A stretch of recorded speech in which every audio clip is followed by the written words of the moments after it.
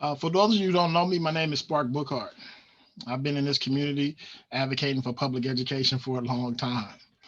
My eldest child is 26, and my youngest of four is 4 years old. So I've been in this community a long time educating on behalf of public education, and I will be.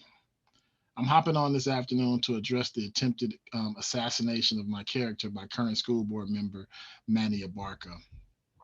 It's no secret who I support in the upcoming school board election. But this post is not about the elections. This is about Manny Abarca and Spark Bookhart. Um, First, I like to make it clear the spirit of which I make this post. I'm posting because I deeply and truly support Black Brown unity. I'm all about the Black Brown get down. Uh, if it weren't for that, trust me, I would not be responding. Um, I couldn't care less about what someone posts about me on Facebook. I don't even have a Facebook page. But the African American and Latinx communities and the work we must do are far too important. And I believe that race is being weaponized in the school board election to the detriment of Black and brown children in this district. Okay, let me get into it. So Saturday morning, the NAACP had a candidate forum for candidates of the KCPS school board. During that forum, Manny made a reckless and completely irresponsible statement. He stated, and I'll paraphrase it, that people in your community, meaning the Black community, many look like you but don't have your interests at heart.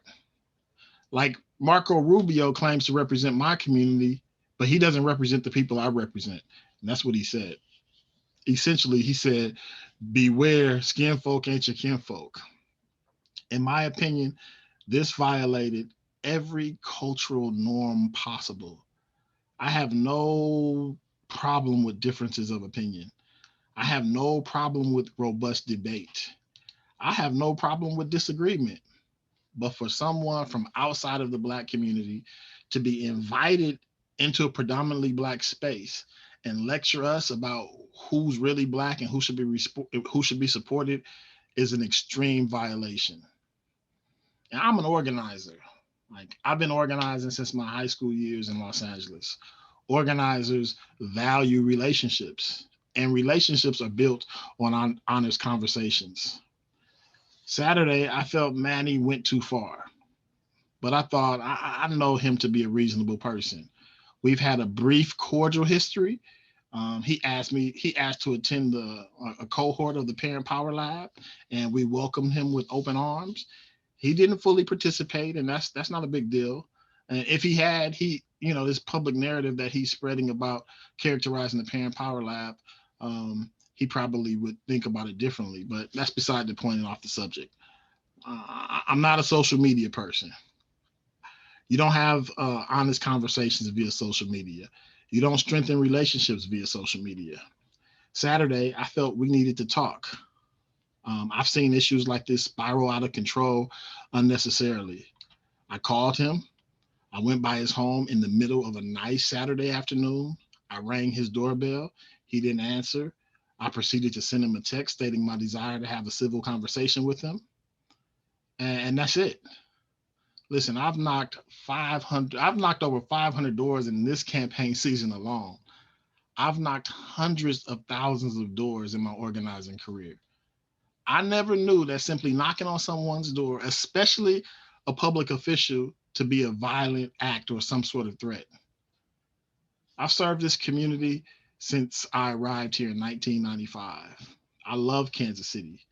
Anyone knows me, or anyone who knows me knows that public education and creating world class schools are passions of mine. This is not some flavor of the month issue I'm engaged in because it's a school board election. Anyone who knows me knows that I draw from a deep historical connection to the organizing tradition of people like Ella Baker and Fannie Lou Hamer, Cesar Chavez, and Dolores Huerta. Um, those people that Manny proudly displays on his Zoom calls, as he should. Those are the those are the heroes and heroines that I try to honor in today's context. The solidarity I have with the Latinx community will not waver. And in that vein, I have enough respect for this community that I will never show up in the Latinx community and purport to know what's best for your community and who you should or should not support. And I just ask the same courtesy. It is my sincere hope that Congressman Cleaver and the rest of the Democratic Party here in Missouri take the necessary steps to make it clear that Mr. Abarca's actions were inappropriate and inexcusable. Posting my home address and phone number on social media with fabricated threats of violence is not only despicable, but put my wife and children at risk, as evidenced in the public comments on this post. There's no room for this kind of behavior in our political landscape. And I leave it to those that's closest to Mr. Abarca to step in and remind him that the leadership he desires to be a part of requires better of him. Trust me, I did not seek to have this discussion, or discussion via social media. It goes against everything that is core to me. It goes against my best instincts. But attempts at character assassination could not go addressed. I thank you for listening, and I will post the words of this statement in English and Spanish on social media to clear my name from this character assassination. Thank you.